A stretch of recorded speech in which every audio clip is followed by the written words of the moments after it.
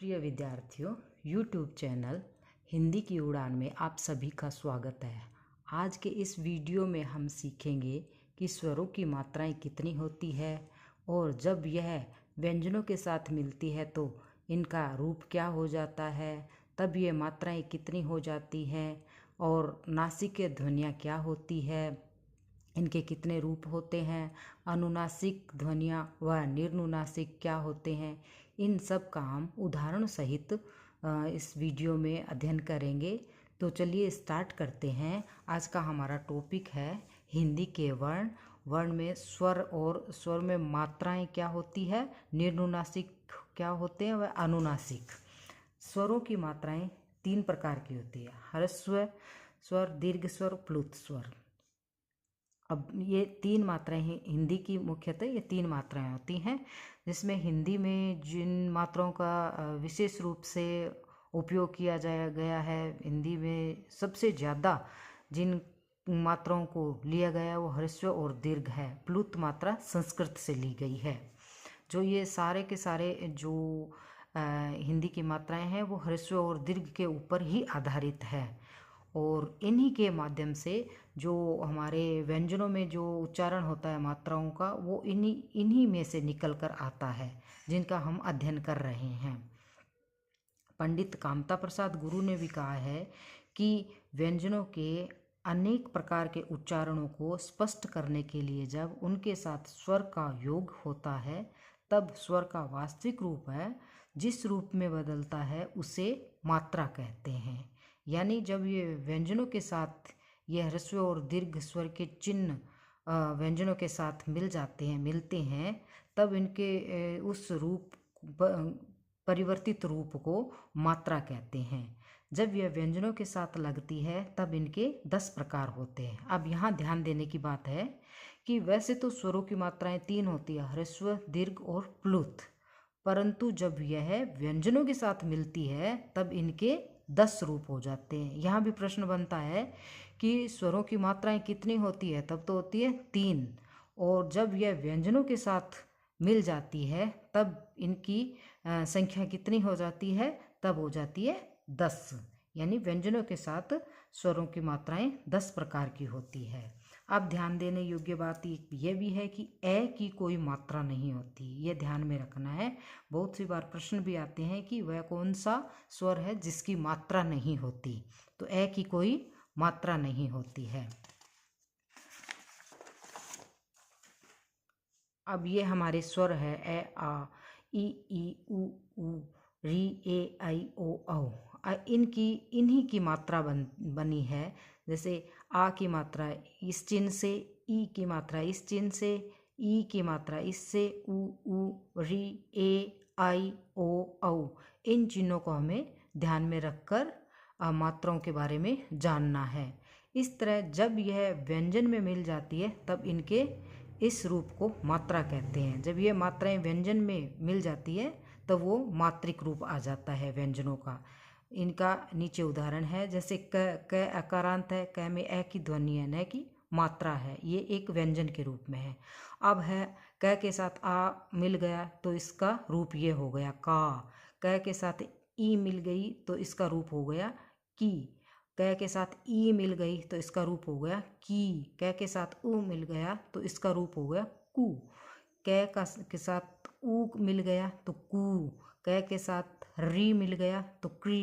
क के साथ ए मिल गया तो के, और कई, को, कऊ। इस तरह से ये मात्राएं हैं, व्यंजन के साथ मिल जाती है तो व्यंजनों का रूप इस तरह से हो जाता है। अब इनका अगर हम विच्छेद करेंगे तो क के साथ इनके दो दो रूप मिलकर आ जाएंगे। जैसे क का करेंगे इनका विच्छेद तो क, धन, आ। क और आ इन दोनों का मेल से का बना है। इस तरह से इसमें ई, इसमें ई, इसमें उ, इसमें उ, इस तरह से आगे ये सब के सब है वह स्वर और व्यंजन दोनों से मिलकर बने हैं और एक मात्रिक रूप में बने हैं। इस प्रकार सभी व्यंजनों का रूप है इन मात्राओं के साथ बन जाता है। जितने भी व्यंजन है हमारे क से लेके पै वर्ग के सब जितने व्यंजन हैं उन सब का इसी तरह से रूप बनता जाता है। जब हम छोटी क्लास में पढ़ते थे तो याद आता होगा आपको कि बारखड़ी पढ़ते थे हम। वो बारखड़ी इसी रूप को कहते हैं। मात्राओं के व्यंजन के साथ स्वर जब मात्रा के रूप में मिलते हैं वो बारखड़ी ही कहलाती थी। और मात्राएं हैं स्वरों की होती है, व्यंजनों की नहीं होती। ये हमने पढ़ रखा है पहले। व्यंजन स्वरों के सहारे से बोले जाते हैं। कई बार ध्वनियों का उच्चारण मुंह से भी होता है, नाक से भी होता है और कई बार नाक व मुंह से भी होता है। तो जिन्हें हम निम्न रूप से जानेंगे। जैसे मुंह और नाक से होता है तो उनको हम अनुनासिक ध्वनि के रूप में जानेंगे। सिर्फ मुंह से होता है उसे हम निर्नुनासिक ध्वनि के रूप में जानेंगे। और सिर्फ नाक से होता है उसे हम अनुस्वार के रूप में जानेंगे। तो इनका भी हम आगे वर्णन पढ़ेंगे। अनुनासिक क्या है, निर्नुनासिक क्या है और अनुस्वार क्या है। अब हम पढ़ते हैं अनुनासिक। अनुनासिक का अर्थ है ऐसे स्वरों का उच्चारण नाक और मुंह से होता है और उच्चारण में लघुता आती है। इनका उच्चारण क्या है, हमारे थोड़ा नाक से होगा, थोड़ा मुंह से आएगा इनका उच्चारण। जैसे चांद, चांद, तो इसका हमारे मुंह से भी ध्वनि निकल रही है और नाक से भी ध्वनि आ रही है, यानी अ की ध्वनि भी आ रही है और न की भी ध्वनि आ रही है। इसलिए इनको हम अनुनासिक ध्वनियाँ कहते हैं। और उच्चारण में लघुता, लघुता का अर्थ होता है इनको जब हम छंद पढ़ेंगे तब ये अच्छे से समझ में आएगा। एक साधारण रूप में बता सकती हूँ मैं कि इसको ह्रस्व रूप में ही जाना जाता है। अब अनुनासिक का जो सांकेतिक चिन्ह होता है वो होता है चंद्र बिंदु। चंद्र बिंदु लगाकर अनुनासिक को लिखा जाता है। सारे स्वर हैं वो अनुनासिक एवं निर्नुनासिक दोनों होते हैं। ये बात क्यों कही गई है, क्योंकि अनुनासिक स्वर होते हैं, सारे के सारे स्वर अनुनासिक और निर्नुनासिक होते हैं। जब ये ए आ ई उ री ए आई ओ औ ये सब है, इनमें हम सिर्फ मुंह से बोल रहे हैं तो ये हो गए निर्नुनासिक। यानी निर यानी नहीं, नु नासिक यानी जिनमें नाक का उपयोग नहीं हुआ है वो है निर्नुनासिक। इनमें नाक का उपयोग नहीं हुआ है, सिर्फ हम मुंह से बोल रहे हैं, इसलिए ये निर्नुनासिक हुए। अब इनके ऊपर ही अगर चंद्र बिंदु आ जाए तो ए आ ई उ ए ऐ ओ औ, इस तरह से इनका नाक और मुंह से उच्चारण हो रहा है तो ये क्या हुआ, अनुनासिक। अनुनासिक अलग से कोई स्वर नहीं है। जब यह स्वर के उच्चारण में हवा मुंह और नाक से निकलती है तो स्वर अनुनासिक हो जाता है। इनके ऊपर बस स्वर तो वही है पर इनकी ध्वनि की वजह से, ध्वनि व हमारे मुंह के उच्चारण की वजह से इनका एक सांकेतिक चिन्ह बना दिया गया तो वो अनुनासिक, वो स्वर अनुनासिक कहलाए। इसके उच्चारण में भी समय उतना ही लगता है जितना निर्नुनासिक, यानी जो लघुता आई है ना उसमें जो इनमें भी उच्चारण में उतना समय नहीं लगता। जैसे ये इसके ऊपर हमें लगता है कि समय ज़्यादा लग रहा है क्यों नाक और मुंह से दोनों से बोला जा रहा है, बल्कि समय उतना ही लगता है बोलने में जितना कि इन सिंपल जो हमारे स्वर होते हैं उनको बोलने में। अब ए आ ई उ ए ऐ ओ औ, अब इनमें ध्यान देने योग्य बात है कि जिनके ऊपर मात्राएं लगी होती है उनमें चंद्र बिंदु न लगकर सिर्फ बिंदु लगता है। इनमें मात्रा नहीं है इसलिए चंद्र बिंदु लग गया। इसमें मात्रा आ गई ई में, आई में, ओ में, औ में, इनमें मात्राएं आ गई तो एक बिंदु लगेगा, परंतु अर्थ इनका अनुनासिक ही होगा, चंद्र बिंदु ही माना जाएगा।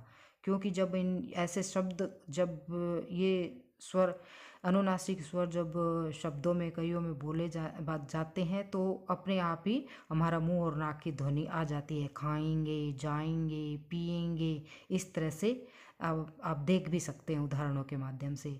जैसे गांव, ये शब्द है गांव, ग में ग और आ की ध्वनि या आ और वो अ, गांव। यहाँ आकर हमारा मुंह और नाक से ध्वनि आ रही है, इसलिए यह अनुनासिक स्वर का शब्द हो गया। इस तरह से दांत, दांत का हम वर्ण विच्छेद करेंगे, द आ त अ, दांत।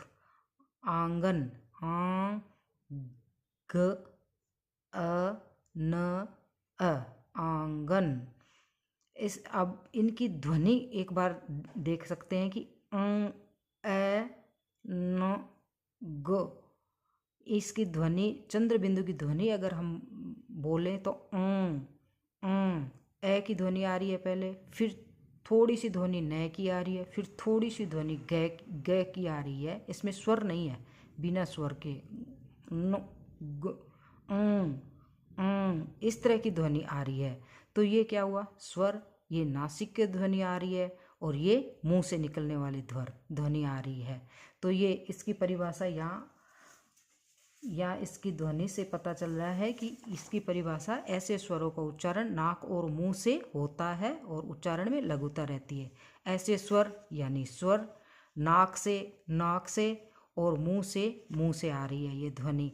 तो इसलिए अनुनासिक ध्वनि में स्वर भी होती है, नाक का भी सहारा होता है, मुंह का भी सहारा होता है। और जब ये यहाँ स्वर बदल जाते हैं तो यहाँ भी मात्रा भी इनकी बदल जाती है। जैसे ये तो बिना मात्रा के खाएंगे तो गे इस तरह से ध्वनि आएगी। तो ये इसके ऊपर ए की ध्वनि आ रही है। तो पिएंगे, जाएंगे, इस तरह से इनकी ध्वनियों का अगर हम इनसे इस ध्वनि से मैच करेंगे तो इसमें मात्रा बदलेगी, परंतु ध्वनि इस तरह से आएगी, स्वर और नासिक्य और मुंह की ध्वनि। अब ये उदाहरण है सांचा, स च आ, सांचा। हंस, ह स अ, हंस। इस तरह से ये अनुनासिक ध्वनियों के उदाहरण है। और आगे है कि अनुनासिक के उच्चारण में नाक से बहुत कम सांस निकलती है और मुंह से अधिक सांस निकलती है। जैसे आंसू, आंसू आप बोलकर देख लीजिए। आंत, गांव, चिड़िया इत्यादि। अब अनुनासिक शब्द है उनके बारे में एक और बताया गया है कि तत्सम शब्दों में अनुस्वार लगता है और उनके तद्भव रूपों में चंद्र बिंदु लगता है। तत्सम शब्द कहाँ से आए हैं, हमारी संस्कृत भाषा से आए हैं। संस्कृत भाषा में जो अनुस्वार वाले शब्द होते हैं वो हिंदी भाषा में चंद्र बिंदु बन गए। सिंपल सी बात है, तत्सम शब्दों में अनुस्वार लगता है और तद्भव रूपों में चंद्र बिंदु लगता है। जैसे ये इसमें बताया है तत्सम और तद्भव, अंगुल, अंगुली, दंत, दांत, अंत्र, आंत, चंद्र, चांद, ग्राम, मैं की आ रही है ध्वनि, गांव। इस तरह से ये हो गए हमारे संस्कृत भाषा के शब्द और ये अनुस्वार वाले शब्द है। और ये अनुस्वार वाले शब्द जब हिंदी में आते हैं तब अनुनासिक शब्द बन जाते हैं।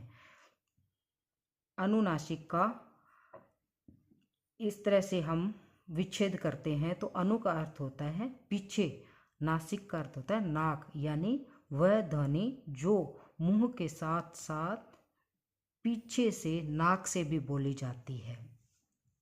अब आता है निर्नुनासिक। निर्नुनासिक किसे कहते हैं? निर यानी निषेध, नु मतलब संभावना, नासिक मतलब नाक, यानी नाक से नहीं बोले जाने की संभावना को निर्नुनासिक कहते हैं।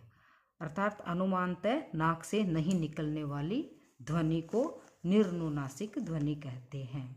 ये हमारे स्वरों की ध्वनियाँ हैं। अब निर्नुनासिक की परिभाषा है, केवल मुंह से बोले जाने वाला सस्वर वर्णों को निर्नुनासिक कहते हैं।